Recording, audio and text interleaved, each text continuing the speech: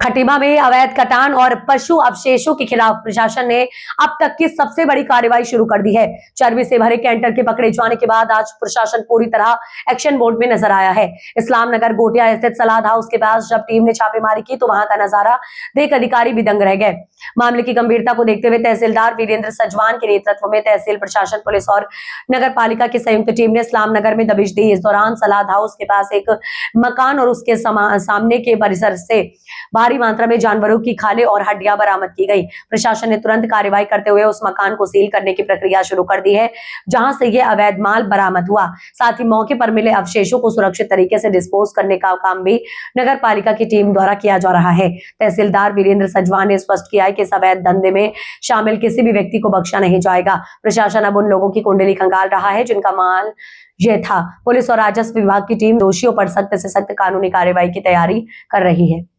यह है कि कल बजरंग दल विश्व होम परिषद द्वारा एक ट्रक जो संदिग्ध कोई सफ़ेद पदार्थ कंटेनरों में भर के ले जा रहा था, जो कि प्रथम दृष्टता चर्बी के रूप में महसूस हो रहा था, उस पर कार्रवाई करते हुए ट्रक को तो कल सील कर दिया गया। मगर ये भी लगातार शिकायतें आ रही कि इस्लाम नगर गोटिया की तरफ अवैध रूप से पशुवध हो रहा है और उसका मांस की बिक्री की जा रही है। इसी कार्यक्रम के तहत आज नगर पालिका परिषद और प्रशासन और पुलिस प्रशासन, पशु चिकित्सा अधिकारी द्वारा ये संयुक्त रूप से ये अभियान चलाया गया कि जिसमें कि अवैध रूप से जहां पशु कटते हैं उसकी जांच की जाए और अवैध का उस पर कार्रवाई की जाए। उसके तहत आज यहाँ पे इस्लाम नगर गोटिया में एक संदिग्ध स्थान पर कुछ खालें, जिनकी संख्या 400-500 से अधिक हो सकती है, नमक लगी खालें हैं और हड्डियां बरामद हुई है कि जो बहुत बड़ी तादाद में है, जिससे कि ये संभावना है कि यहाँ पर पशुवध होता है और पशुवध होने के बाद उसकी अवैध रूप से बिक्री की जाती है।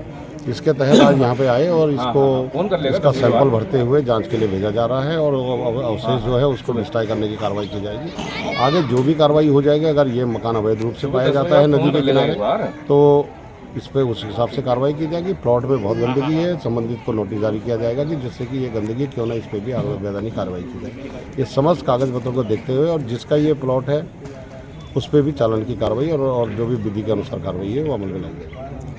स्लॉटर हाउस अभी विधिवत रूप से चालू नहीं हुआ है, तो जो भी कट रहा है किसी को लाइसेंस नहीं है, तो जो भी अगर ये इस्लाम नगर गोटिया में या किसी भी स्थान पर कोई अगर पशु का वध हो रहा है तो वो अवैध है और वो पशु संरक्षण अधिनियम के तहत अवैध काटने की तहत कार्रवाई की जाएगी।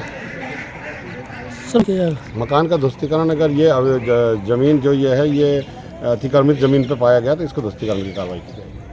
भी प्रतिबंधित स्थान से था, उसका कटान यहाँ अवैध तरीके से इस्लाम नगर ये गोटिया के अंदर चल रहा था, स्लॉटर हाउस के ठीक सामने पे।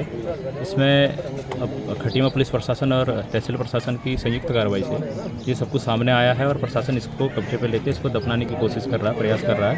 और यदि ये जो मकान है जहाँ पर ये अवैध कटान चल रहा है, ये जो दोषी है, अगर ये सरकारी ज़मीन पाई जाती है तो इसका भी कुछ ना कुछ विचार करके प्रशासन इसमें भी कार्रवाई करने को आगे बात देगा।